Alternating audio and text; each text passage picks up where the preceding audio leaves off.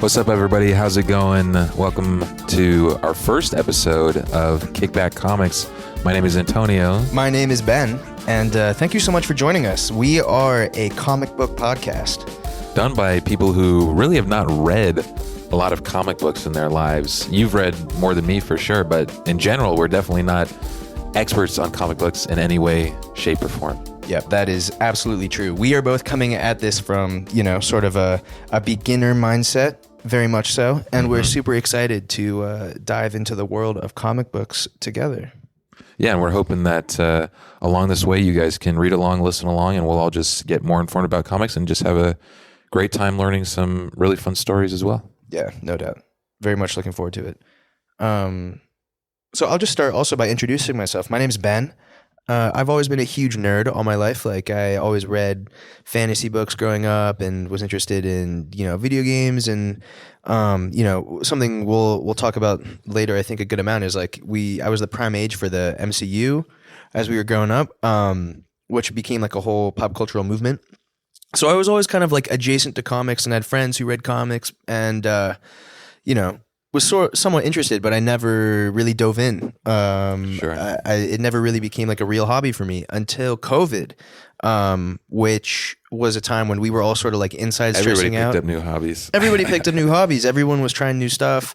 I also am the type of person where I multitask all the time, and I think a lot of people can relate to that. Like, we're all super distracted. And yeah, especially nowadays. Yeah. And I read a lot of books. Like, I listen to audiobooks, which, I definitely think counts as reading. I think that's a good point. Yeah. I actually, as a slight tangent, I did that a bit when I was a kid, or I did it a lot when I was a kid, actually. Audiobooks? Books on tape. Yeah, that's me what too. Actually, that makes me feel old as shit. But books on tape. I remember when we had those. I had those things on cassette tape, bro. Yeah, that's literally. What I'm saying. Yeah, straight up books on tape. James and the Giant Peach. No doubt, all that. Oh, James, that throwback. Classic. But that's what I'm saying. So we are some guys that love stories. We love storytelling. Indeed. As you can hear, we're already just tangenting all over the place. Talking about storytelling. So part of the thing for me was coming into comics was it's something that forces you to sort of lock in, and it's almost like a meditative thing for me, low key, because I would read books I love, but I would also do the dishes, drive, play video games, do other stuff. I play TFT. I play TFT while I read a book. Sure. You know what I mean? And that doesn't work for everybody, but that works for me. Yeah. With like a weirdly high level of reading retention or whatever. I get you. Basically, as an exercise of having to sort of slow down and lock in and pay attention to something, I started reading comics. And one of my buddies, Austin Kenny, he's maybe future guest on the show. He is a huge comics guy, and I sort of was talking to him about it. Started reading comics, got really interested in it. I read a few books about the history of comics, specifically about like Marvel, like how their company started and what Stan Lee's whole deal was. So I have a sort of like an introductory. I've done a bit of research. Sure. Anyways, I got really into comics, started reading comics, and really love and appreciate them, and want to sort of try to find this, take this opportunity to do a little comics discussion group and try to make some content with my buddy Antonio. Antonio, you introduce yourself, bro. Yeah. So my name is Antonio, and I guess I don't know. It's kind of an interesting adjacent world to comics. I definitely, like I said, audiobooks when I was a kid. I think I, as maybe a lot of us do, like read less as I got older, like at least books. But for me, like comics, and especially like the comics characters and things like that, it's been all through obviously movies, but I've always been big on video games. So definitely, like you said, for sure a nerd, for sure. Video games when I was a kid, like Spider-Man on like a PC. I think I showed you this before, but Stan Lee narrating that game, I can hear his voice. Like if I see that game, I can recognize, everything about that automatically. And so, I don't know if I initially had too many people in my life that were hardcore into comics, but it's always been something that's been adjacent to a lot of the stuff that I love, or has just involved the stuff that I love. And I'm really just trying to get a better understanding of what it is and read some cool stuff to give me some more background on characters that I already love, and also just try. I mean, it's a new art medium. Make music, right? Love movies, love a lot of different things like that. And this is a whole different world that, although like books, right, is as we'll even discuss more, is different enough and unique enough in its own way to be a special art form in itself. Absolutely. And that's a sort of a good tangent where it's like this whole medium is really coming into its own right now in a big way, which is, I mean, in other ways, it's a really tough time for the comics industry. I don't want to come across naive saying like, oh, comics are out here thriving. But Sure. in terms of just like how many people and friends who read comics or especially read manga, think about like, you might be surprised. Yeah. absolutely. And Definitely just manga. go to your local Barnes and Noble or bookstore or whatever, look around, and the manga section's the biggest section. That was actually one of my, I think, closest introduction to comics was, I mean, I was big into Naruto as a kid. I mean, I still am now, but I remember when stuff was happening back with Sasuke and Itachi and Naruto Shippuden that I was like reading ahead in the manga to know what the hell was going to be going on. Totally. After that. This is all, and it's like One Piece is taking over everything, all that stuff. The medium is more mainstream, and also comic figures like comic book superheroes, all that type of stuff. We spoke about this a little bit earlier. Maybe we edited it out, and this is going to be the first time we're talking about it. But the MCU changed everything. We were literally like prime age when Iron Man first came out. We were like young kids. We were raised on this, right? We were in elementary school or we were in middle school or whatever, and those were great movies, especially when you're that age. And then we got to watch the whole sort of trajectory of the MCU grow, become a thing, become like main pop culture. Endgame was tail end of our college age. We were like college juniors or seniors, something like that. Around there, yeah. And it also was one of those things where like if you were, especially at that time when the movies were better, but in that era, that prime era, like you go to a bar, you're our age guy, you're sort of either talking about sports or you're talking about the MCU, which was crazy. It was one of those like common ground ways that like... Yeah, it was kind of a common ground way. And I mean, it still is, and I think in certain circumstances, but yeah, you're right. Oh yeah, and even people that totally don't like self-identify as like nerds or part of nerd culture. Right, I mean, that was kind of the MCU's, I think, kind of interesting thing is because it became such a big pop culture thing, it, made people that you wouldn't necessarily expect all the time jump into that world at least a bit. And, even if they're not reading comics, right, these characters that maybe they may have never heard of realistically for a lot of people came into their, the collective consciousness of the American, at least, well, actually not even just that, the world population in a lot of ways. Totally. And we take that for granted, you know what I mean? Like, obviously it got cooler in our lifetimes or more socially acceptable, but back in the day, even when these things were like at their the commercial peak, like the golden age. They were golden age, silver age of comics, whatever, that we'll get into I've done some research on that. That's what I'm saying. Like we'll talk, we're gonna all sort of like learn about comics together over the course of this book club podcast, whatever this endeavor becomes. But like there were times where comics were selling like crazy. Yeah. They had huge reader bases, all this stuff. But like low key, a lot of the people that really found were the most involved in comics discourse and whatever were people that were kind of like a lot of times a little socially isolated, like a little like it wasn't like the cool thing at school to be talking about comics. These people were like deeply passionate about the art form, and they would like talk to me. They would mail each other letters. They were like fan magazines. Like they had to really seek each other out. This weird I don't even honestly fully understand where that like stigma came from, or like this weird kind of perception there, but that's very true. There became this kind of like like a comic book nerd, right? Which is kind of an interesting thing.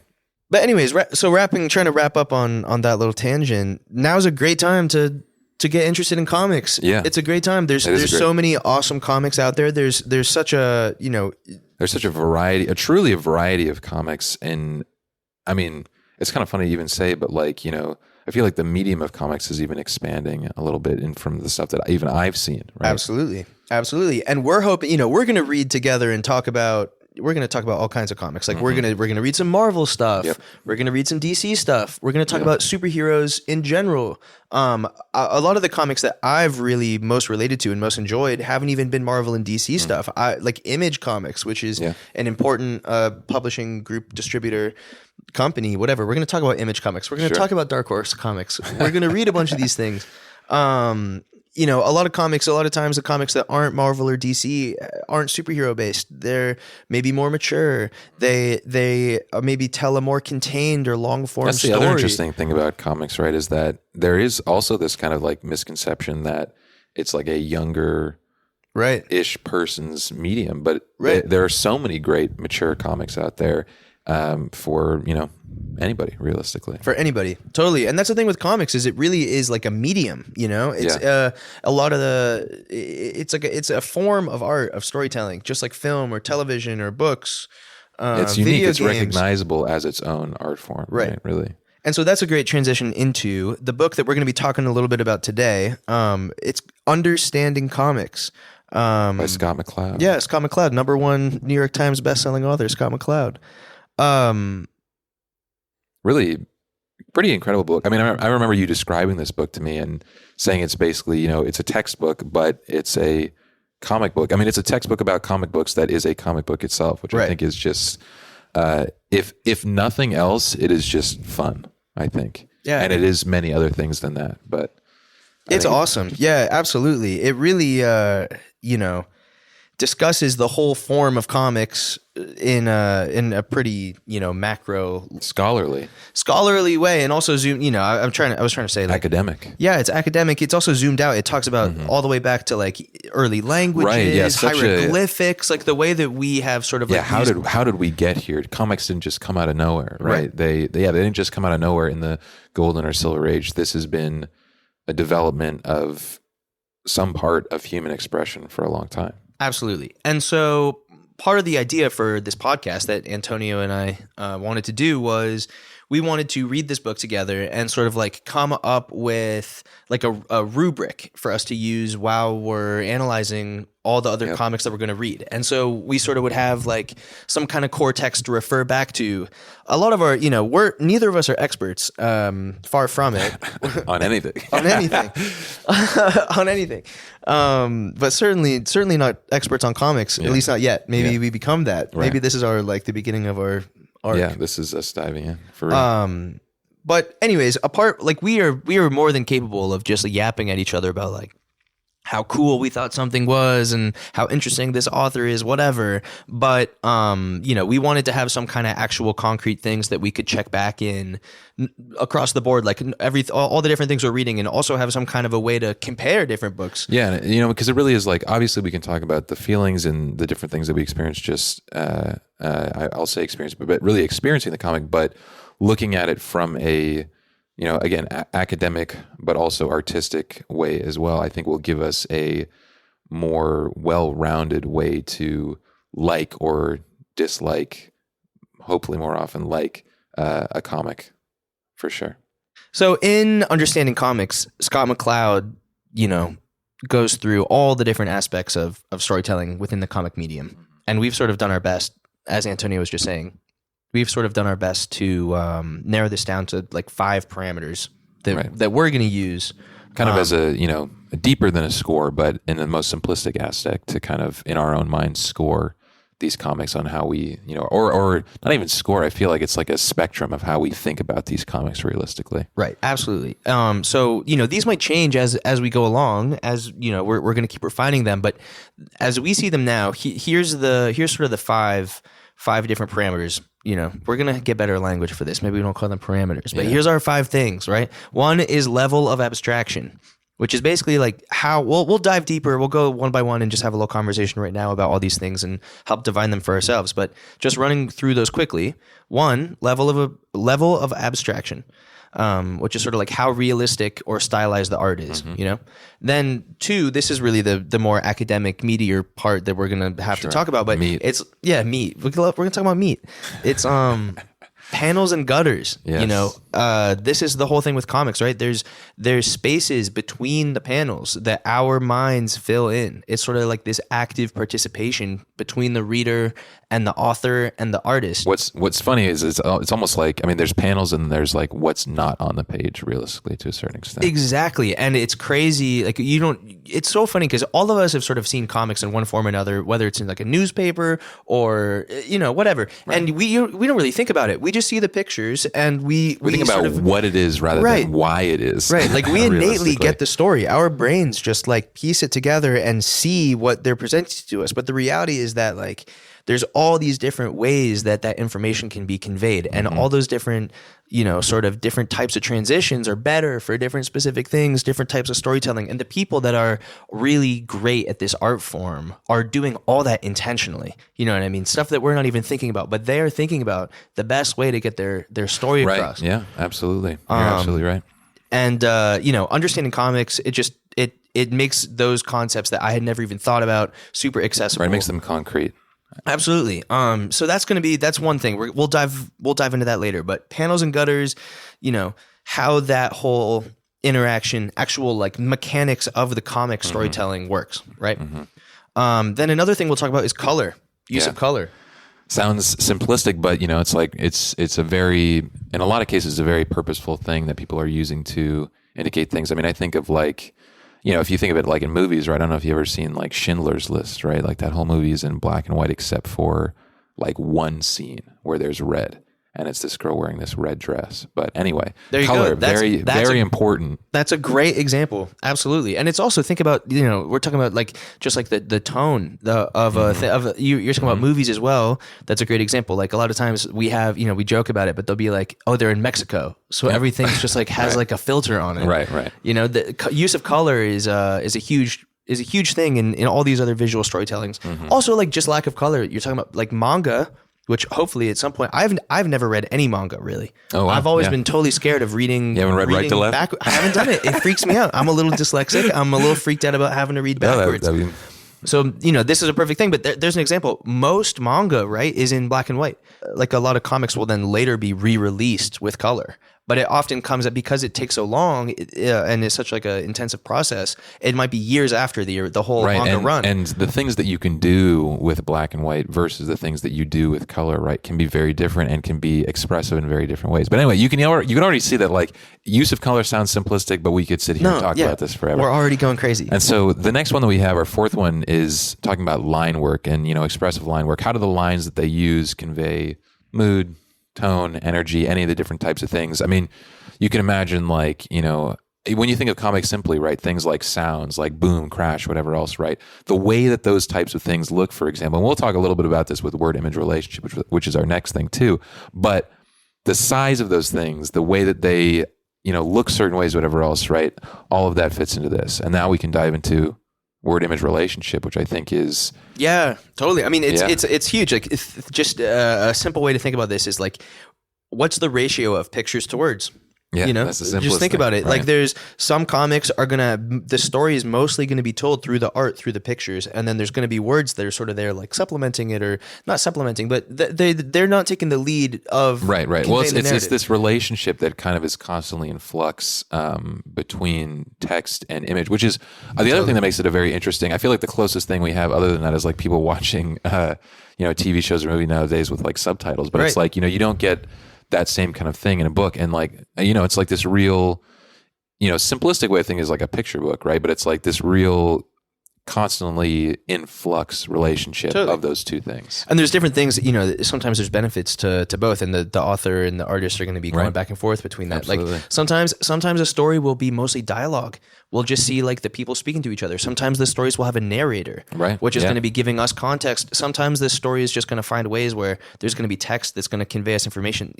There's all these different ways of doing it. Like a month ago or something like that. Even things simply like that do help push a story forward and do mean things for that story too. And sometimes like Watchmen is really dense, not dense, but like it has a lot of words. There's a lot of storytelling packed in along with the art, and other things will happen. I don't know if you're aware of this in Watchmen specifically, but there'll be a thing where it'll be like, probably not. They'll pick up somebody's notebook or whatever. Oh, and then it'll open it up, and then there'll be like 3 or 4 pages that are just text. Very interesting. Where it's like, no, like for this story, like we're gonna sort of jump back and forth into like book you are reading this notebook with them right now. Right.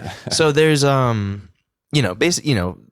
again, we're getting yapping, but it just goes to all of show these things go deeper and really do, as far as we can tell, and that we've gotten into, really do make a meaningful difference in the way that a comic is presented, and the way that not only the way that it's presented by the artist, but the way that you appreciate it and accept it as a reader. Basically, those are the 5 parameters as we see them, as we're going to use them. Those are our parameters for now, subject to change, but For a start, I think it's a good place to start.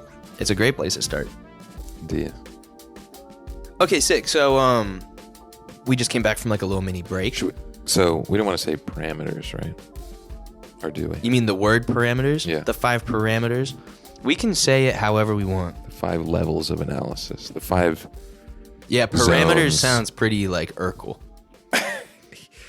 These are the 5 parameters for analysis of the Yeah. comic books we're discussing today. Level of abstraction. This is going in the podcast. Somebody clip that. Yeah, somebody clip that. Yeah. So All the right. 5. So what are they? So We're the locking 5. in. What do we call them? The 5 parameters. We're locking back in. We're post break. We're talking about our parameters. We're also talking about How to not call them parameters. Yeah, how to not call them parameters. Maybe that's one of the things we asked 5 the audience. pieces of analysis. 5 pieces is crazy. Parameters is also is more crazy, but 5. I mean, these are the 5 things, 5 lanes, 5 lanes is not it. 5 things. The 5 things of analysis. Yeah, and it's like the thing from Fantastic Four. There you go. Comic five reference already. We're in this. The 5. These are the 5. These are the 5 pillars. The 5 pillars. So 5 pillars of analysis. Yeah. All right. 5 things. 5 pillars. We'll come back to this word. What do we call them right now for the immediate recording of Pillars. this right now? Pillars. Yeah. Pillars is so pretentious, though. Or is it? Well, I don't know. I mean, it kind of is just like 5 pillars. the 5 pillars. But that makes it sound like they're so important. They're literally just like they're just these 5 concepts. Concepts? 5 concepts that I've. Oh, we yeah, pulled we out could of say this book. 5 concepts. Yeah, 5 main concepts we pulled out of this book, the and this 5 is how main we'll concepts. be. Yeah, the 5 main. Yeah. Okay, I think sick. that sounds fine. 5 main concepts. All right, cool. So that's what we've had a little break. We discussed this earlier. Now we're circling back. We're going with concepts for the time being.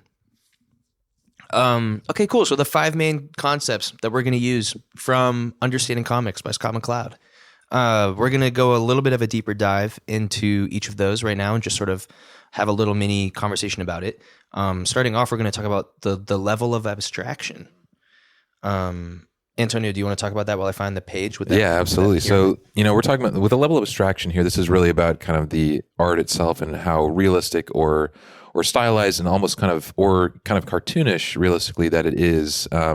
We also talked about, I know if anybody is following along, what page is this? This is page 52 and 53. 52 and 53 in this book. You'll notice kind of on the far left, right, you've got this really, really realistic depiction. And this is a triangle, but the far left of the kind of bottom corner of this triangle is very realistic looking people. You got the kind of far bottom right of this triangle being kind of just the symbol for a face, the most simplistic, like circle, dot for eyes, and then line for mouth, right? And then towards the top, you've kind of got what we described earlier as kind of like a Picasso-esque symbolic, It's a collection of shapes. Indeed. Kind of just like what I kind of said earlier was just how easily can you tell what that thing is? Like what it's supposed to be, the thing they're depicting. Right. I feel like, this kind of like cartoony aspect on the bottom right of this triangle realistically is this, it's not a lot of pieces to it, but it's very easy to tell what it is. Both all along the bottom is very easy to tell what it is, and then you get farther up towards the top of that triangle, it gets harder to tell. So that's sort of the idea is like all of the different art styles and the things we're reading. We want to try to sort of like refer back to this pyramid, refer back to this concept, and think about again why they might be doing it the way that they are, and what does that add? What does that add to the comic that we're reading? I feel like maybe we should let's move on to the second one. Move on to the next concept here, which is the concept of panels and gutters. In the book, Scott kind of breaks down a few different versions. Our voice, Scott. I'm sorry, I'm just fucking around. My voice like got we what? know him. It got all academic. Yeah. Damn. No, I like that. No, I'm saying I was just laughing because it sounds like it's like Scott. Like we know Scott. Like, Scott. Yeah. Yeah. Our there's boy. really no other better way to refer to him. I think that makes perfect sense. I mean, Mr. McCloud.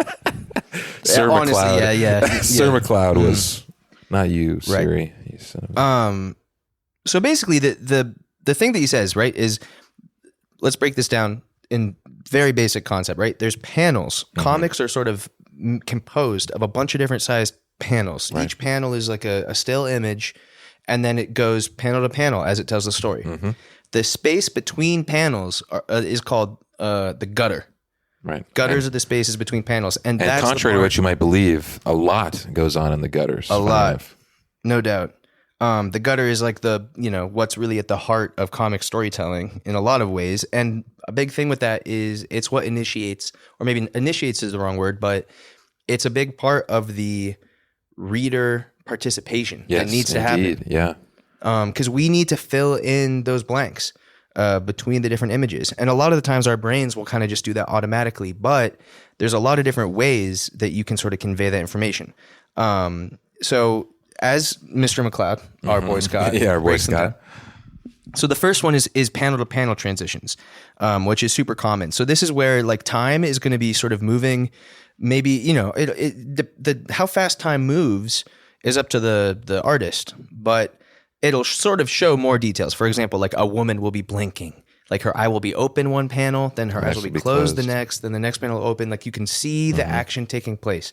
Maybe there's like an object in the distance and we're speeding towards it. Right. It's getting slowly bigger, panel by panel. The other one, an insect crawling along the sheet, something like that, right? Where one panel is 2 feet away from the person, the next panel is at 1.5 feet away from the person, right? Something like that. Right. And all these concepts are like illustrated. If you have the book, it is page 70 through 72 has all of these things like super clearly written out. But okay, so we're moving on. That's panel to panel. The next one is action to action. So this one is literally like there'll be one panel showing the setup, like someone winding up to punch somebody. I was thinking the exact same thing. Right. And then like the next panel shows the impact. Yeah, absolutely. And that's the thing that's crazy, right? Is like almost like how there's different choreographers, fight choreographers, stunt people in film and television, all this different stuff. Like so much thought goes into how they show action scenes. Absolutely. That's the same thing in this. Like they're showing us action, and the way that they're manipulating the panels and the gutters and how much time goes between them, all that stuff. It literally, like author to author, has completely different feel. Some books you just feel that action. That may be that's going to be one of the most fun parts of this for me is I think learning authors' styles, right? And what makes, I normally work in music, right? And I think, can start to understand whether it be an artist or a producer's kind of style, right? And so this is going to be a beautiful thing about going into comics, is that really kind of starting to tease out what individual authors, whether that be artists or writers and otherwise, what their styles are. Totally. 1,000%. And so a couple more examples as we wrap up on action to action, the concept of action to action. Like let's say some of the other examples from the book are it shows like a car, rushing along the road, and then cut to the car crashing into a tree. 2 panels. We get the concept. There's a little bit more reader participation that needs to happen. You fill in the gaps, you fill in the gutters. And then the next one, we have to fill in that gutter even more. This one's called subject to subject. So basically it's like staying within the same scene or idea, the panels are going to move from one subject to another subject. And this requires even more reader involvement, So for example, like one of the pictures they show is a guy about to stab somebody yelling like, "Now you die."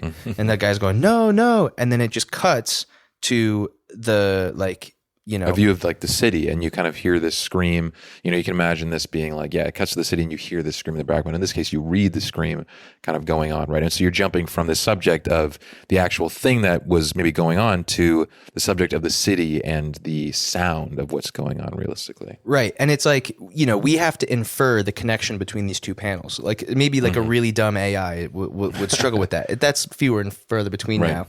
But back in the day, it would have been the type of thing that's like, are you a robot? Right, Captcha type stuff.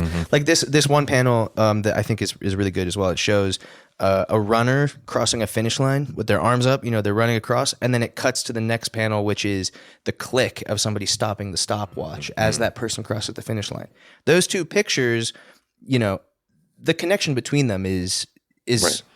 It's clear. farther apart, but it's still there. Right. It's there to us. And so it's like telling the story of how they're crossing the finish line. Somebody's keeping track. They're keeping the time. All these concepts connect. But it's not just literally like one panel of them running, the next panel of them running slightly further, the next panel of them run, Absolutely.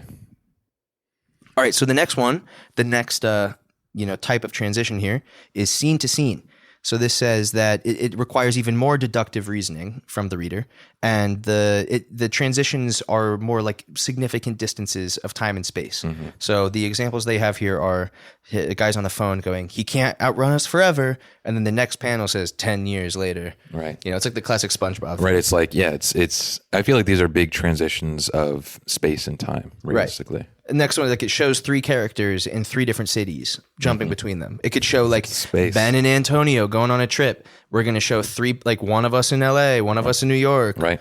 one of us in Chicago, whatever. And like you can infer, okay, cool. Like there's their trip. Right. The unifying thing maybe for that is that they're all going on a trip, but they're all coming from different places. Right. And those 3 panels next to each other in sequence are jumping scene to scene. Right. Which we can also picture in movies and television, all this different stuff. Same thing with books. Just one chapter will end, next chapter picks up, totally different place. Right. Absolutely. And yet the story continues and is cohesive, and we don't even really give it a second thought. Right. Okay. Next transition is aspect to aspect. So this one is going to be like a snapshot. Right. A snapshot of a moment. And this is where the interesting thing about it is that it seems like it really doesn't move in time at all, right? This is really, time is frozen and we're jumping around in space or jumping around in perspective of that moment realistically. Absolutely. So like, a comic, this is sort of jumping ahead. We haven't even read Hellboy together yet, but Sure. one of the books that I've read and loved the most was Hellboy. I'd obviously I saw the movie recently, actually. Oh, recently? I don't think I'd ever seen it before, but I saw it just recently. Yeah. Yeah, that's an example of where it sounds like we're talking over each other, bro, in the headphones. Like to us, we're just responding naturally the way you talk. Right. But in podcast, it sounds like you're saying, "Oh, that movie," and I'm like, "Oh no!" Oh. Yeah, right on top of it. Damn. Okay. Well, whatever. We're gonna get better at it. We are. But that's crazy. We should definitely. We're going to talk about Hellboy. We're going to talk about Hellboy plenty. But for this moment, it's just an example of when I was starting to really think about this comic stuff more seriously, and I read Scott McCloud's book. That jumped out to me immediately because in a lot of Hellboy panels, they'll have like there's one specific one I can literally picture where he's falling into the ocean, and it's this one moment in time where he's like reaching up, he's being dragged down or whatever, and the panels are cutting to like really specific, significant really items. Giving you like every detail of that moment that is important to that kind of story. The story details. So for example, like he has a pendant, which on the next page like comes free and starts to sink away from him or whatever, right?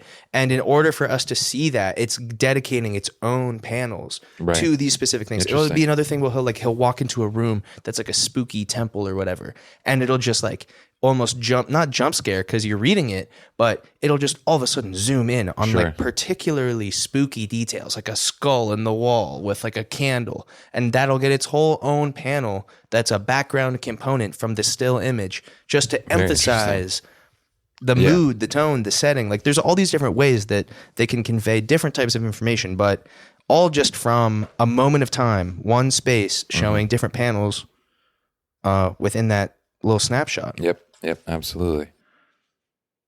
And then I lost the page. Yeah, last one. It was 70 to 71 or 70 to 72. Yeah, that was aspect to aspect. So our last one is non sequitur, which obviously is just kind of a random one. Basically, it's just jumping around. No rhyme or reason. We're just going from different place to different thing without even thinking about it. Yeah, chaos. We are thinking about it, but we are thinking. We are thinking about it, but the maybe the connection is not. The connection is hard. Now. It's hard to find. Maybe it makes sense later.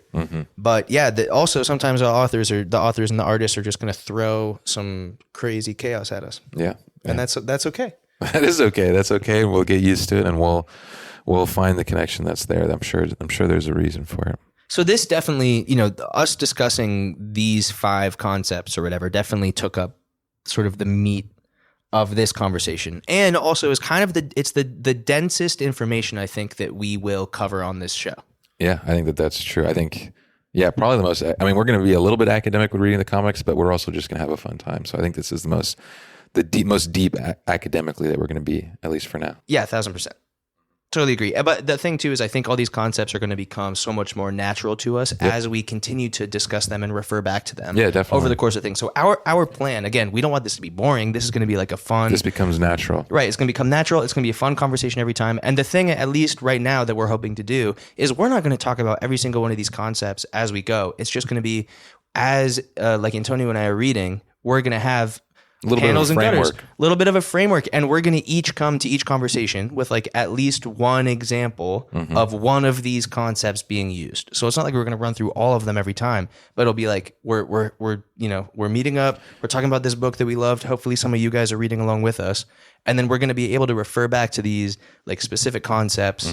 They're going to become clearer to us. We're going to have more examples of them. We're going to sort of figure them out as we go together. And realistically, I mean, I think what this is really for is that, we want to experience these comics and realistically probably develop a love for these comics, but we also want to, appreciate it for the real art form that is unique and stylistic and has pieces of it that are unique to this specific art form. We want to appreciate that as well as just appreciating the great stories that we're going to experience. 1,000%. And also like, this is some kind of value that we can try to offer to you guys, our hypothetical listeners. Our shareholders. Right. No, like the participants in whatever type of community we end up building here. Because again, as we keep reiterating, we are not comics experts by far. It's entirely possible, more than possible. It's entirely likely. Probable. Right. We're going to upload this stuff and people are going to be all in the comments being like, you guys don't know what you're talking about. And you're right. And you're right. Exactly. But this is part of the deal. We're trying to approach this with like our genuine passion. Genuine interest. And genuine interest, and try to like, maybe we can't offer all of this crazy context and talk about, oh, well, this is the issue of Spider-Man from 1956 that everyone collects and we know all this stuff. But we'd love to hear from you guys. We'd love to hear from you guys about that. 1,000%. But we are coming at, like, we're music boys. We're nerds. We're passionate about storytelling. We're trying to come at this and provide some actual kind of like real analytical conversation about this beyond just like comic insider, comic expert information. Yeah. Let's all jump into this together. I think realistically, this will be fun. 1,000%. All right, cool. So we're going to move along to the next concept. Use of color. Yeah, exactly. Use of color. Use of color is really kind of one of these interesting things. I mean, the stuff that we have here, we think about this affects mood. It affects the way that you're, the symbolism of what's going on in the story. Obviously shows artistic choices, right? And maybe even the conversation between who's, either writing the story and who's illustrating the story and different things like that. I mean, this is something that, seems simple when you first think about it, right? But it really has the power to influence a lot of things. I mean, we talk about, I know that people talk about nowadays how TVs and movies are all just darker and things like that, right? But, sometimes that really does make a difference and really does set the scene and make you feel a certain way rather than if it was, something else, right? Lighting is a very, very real thing in a lot of other mediums too. 1,000%. And color. I mean, I've read a bunch more comics now than Antonio at this point. And I can already think of color is like such a striking thing, Very especially integral. especially now in modern publishing, right? Because I mean, we'll talk more specifically about this as we go. But back in the day, color was incredibly restricted in the early days of comic printing. Expensive. Originally, there was black and white. This stuff was getting printed on like cheap. Like newspaper type paper that was getting sold for like a penny off of a newsstand to kids, you know what I mean? In the very early days, like before it worked all the way up to the, like art form or whatever that we know about today or are learning about today. So initially also they only had like a few different colors that they could combine, like think of just a couple different primary colors. So all these choices, especially from the beginning, but sure now, right, are very particular choices and there are reasons, there's decisions being made that lead to things being colored the way that they are. And originally that was sort of based off of limitation. It was like who could come up like the Hulk, for example, was gray. That's a random little fact I know because like making him green was crazy. Sure. Then he eventually ended up becoming green. But there's a bunch of examples like that in superhero stuff where sort of we have like iconic color associations that in the early days were like simply not non-existent. Yeah. And also, now, so, trying to circle, close the loop of that thought.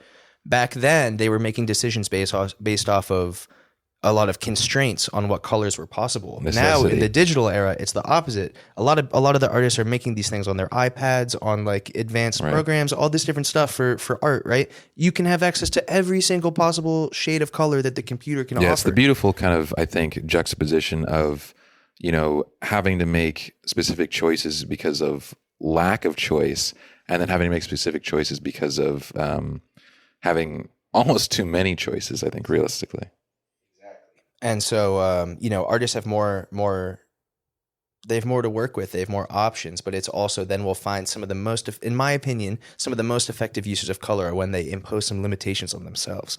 Like they lean into specific palettes, specific. Right. You're really able to make moods, and in a lot of these comics have like more mature themes, like we already sort of mentioned. But like example, blood. Like you could, if you think about Invincible, maybe that's a show that you guys have checked out on Amazon or whatever. Have you watched Invincible? I haven't yet. Oh man, this is perfect. So like that's another little tangent, right? Like I'll watch that in the background. Oh my gosh, you got to. I watched the first season of Invincible right when it first came out, and I was like hadn't really read many comics yet, and then I started reading Invincible, and I read the whole thing. I've read all of Invincible now. I love it. It's one of my favorites. It's so good. But one of the tropes that they use in the show is the title card Invincible that they show each episode. Every episode, it gets more drenched in blood. Oh, that's kind of funny. And every time you see it, it's like progressively gorier. You know what I mean? And that's the thing where it's like literally just like red. Like it's a thing where like if there's not much red in the scene, and all of a sudden the artist Ryan Otley, he's like an incredible artist. That's a thing that carries over from the actual comics. His use of like blood and stuff, where it's like just the introduction of that much red on a page is gonna smack that makes a difference. On Lord. All right, where were we? Oh, we were just talking. We had talked a bunch about color. We talked a lot about color, and now I guess we're going to talk a bit about expressive line work, right? And this is the idea of how do the line styles really convey mood, tone, or energy. This is thinking about things like bold versus delicate, dynamic versus precise, and this is really again is something that makes this art form, I think, unique from a lot of others. Totally, and we can think about lines, in a more abstract way, like. Or in another form, like painting, like Jackson Pollock or whatever. Sure, he's splattering, doing no all sorts lines. Right, exactly. Whatever that may be. No lines is a version of lines. Right. Maybe some watercolor things. That's a bunch of just colors blending one into the other. Other ones are going to have like really bold, markers outlining everything. Right. Really thick lines. Some of them are going to be way more detailed and like scratched in. There's so many different. This is sort of one of those things that's more on just the purely visual side, and how that particular artist expresses their work. Right, and I think this will get also more intense when we have some kind of specific examples to pull from, and we'll talk through all this kind of stuff when we get into some more comic books as well. And so I think the last one that we want to touch on here realistically is the word image relationship, right? And this is how how do the words and the pictures interact? I mean, I think the simplest way of thinking about this are things like, you get an image of a situation and you see in the top left corner or top right corner, it says, 6 months later, something like that, right? And the combination of those two things, right? Like not only is this a change in scene, maybe for example, right? From whatever the previous shot was to this new one, but you have this interaction of this new image and the words giving you context for everything that's going on there. Totally. Yeah, 1,000%. And then I say 1,000% a lot. I'm trying to not say there's something else. Anyway, there's something I got to stop saying too. But we're gonna over the next couple months we're gonna learn all of the weird things that we say repeatedly. Yeah, and I'm gonna stop saying like all the time. That's what I'm gonna stop doing. You're not even gonna know where I'm from anymore. I sound like I'm from California, but I'm not. And all that stuff is gonna be uncomfortably apparent to us as we continue to record our voices. A real. Anyways, locking back in, we're talking about word image relationship. Right? That we are. And Antonio just did a really good job sort of running through some of those concepts. But on sort of like a really fundamental level, it's sort of what is more dominant in the storytelling, like pictures or words. Yeah, what's the relationship between them? How do they flux around each other and no doubt help carry the story in that way? It's one of those things that gets talked a lot about in writing like books, like where authors will talk about show, don't tell. What I mean? There'll be a criticism or in movies or whatever where it's maybe like a bad way of telling the story is like have some like awkward character exposition where they're like, what's that? Oh, and that's that. And they what's that over there in the closet sitting there? That looks scary. Exactly. But it's like in comics, they can like show versus tell is almost like a different decision because they can't just show us. They can show us with the pictures. Right. They could have like 4 whole pages of silence. And when do you show versus tell? When do you choose to put lots of words on the page? Is it during conversation? Maybe it's to, illustrate that there's a lot going on. Who knows? And some of the stories are going to be so much more complex. Some of them are going to be way more like text is just necessary because, and again, this isn't a value judgment. No. This is This is just sort of like An acknowledgement of that relationship. 1,000%. And again, so that's our final concept. Yeah. That's number 5. Number 5. We've made it through all of them. Some took us a lot longer than others. But this is going to be a deep thing. This is how we're going to dive into a lot of these comics. And again, we're not going to use it as scripture here realistically, but we're going to use it as kind of an outline for us to start understanding comics in a deeper way than, appreciating them as comics as what they are, but also as an art form. And another thing it's going to allow us to do, which we probably mentioned before, but one of our hopes is for all the books we read, we're going to give an example, or maybe even when it makes the most sense, a number grade or a letter grade or something. Yeah. And so that way, once we've read 10 different stories and we've discussed them all together, we'll be able to, we can do some little like data analysis. We can make some Excel spreadsheets and be like, this author, we ranked higher on and we can make surveys for our listeners as this maybe, potentially becomes more of a and this book may club. not even actually, this doesn't even actually need to turn out to be a score in the sense of how good it is, but maybe how much each of these things is used and how influential they are in that story or in that comic. A great example of that is going back to level of abstraction, our very first concept, right? Yep. Like that's not going to be like a 0 out of 10, how good it is. Right. It's literally on a sliding scale of like this story is being told with very specific visual details versus more general cartoonish vibe. This is all spectrum. And there might be 10 out of 10s in each of those different parts of the spectrum. Exactly. Absolutely. Okay, cool. So, basically it's time for our closing thoughts, Antonio. Well, I know that this is going to be a super fun journey. And I think, if you guys get a chance to pick up Understanding Comics and take a look through there, I think it'll really open up your minds to the art form that is comics. And it definitely made me look at them, not only, to appreciate them, but also to understand them as the academic and unique thing that they are. Yep. Now it's time for our little, call to action segment, as everybody does. This is where we say, don't forget to like and subscribe. Don't forget to like and subscribe. Hit that bell. Ring that bell as well. Thank you, tubers. You're the best. Yeah. Some Fantano. We're going to have our own little things. You are the best. You are the best, no doubt. And so for...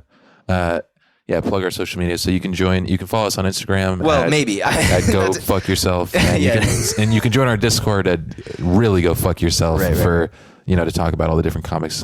In all seriousness, though, we do hope, who knows where this ends up going, but we do anticipate and plan on setting up an Instagram for the show, a Discord for the show, maybe, all those little rudimentary things that, probably in the beginning it's just going to be for us to talk to our friends about. We both have a lot of friends in our communities that are excited about this project and are going to want to participate. We're going to have like friends and family on. Yeah, and we'd love to not only talk to each other, not only talk to our friends, but also talk to you guys as well and learn what you guys know and what your perspectives are on comics. And so this maybe not at the time of publishing, but maybe when you are listening to this in the future, go check out our Instagram and everything. We'll have those things linked at the appropriate places, and we'll be able to shout out those handles. And I'm sure we'll get the handle Kickback Comics. I'm sure it's not taken. Oh yeah, it's definitely gonna be gone. But we're gonna find some kind of way for something. Maybe we change the name. Yeah. But yeah, for now, this has been Kickback Comics. Thank you for joining us. It's brought to you by Safe Harbor Sound, and we're just getting started.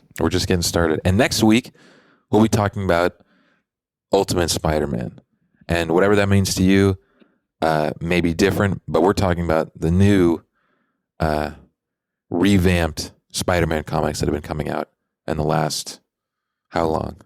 Recently, this is one of the ongoing Marvel things. And I think it's an appropriate thing. Spider-Man is iconic. Spider-Man's a big deal for both me and Antonio. Absolutely. Antonio mentioned earlier the video games, dressed up as Spider-Man, Halloween, all that kind of stuff. Had the web shooters, as a kid, all that kind of thing. Spider-Man is, iconic. It's going to be a great place to start. We're going to have so many great conversations about it. We have a poster of Miles Morales in the room with us right now. Oh, wow. So great. And we love all spider people. All spider people. Truly. We are all our own spider people in the multi-Spider-Verse. So we'll be talking about that next week. If you can grab a copy. If you can read along. And if not, no matter what, we'll be here to talk about it next time. Peace, guys. Thank you so much for joining us. Yeah, thanks. This was good.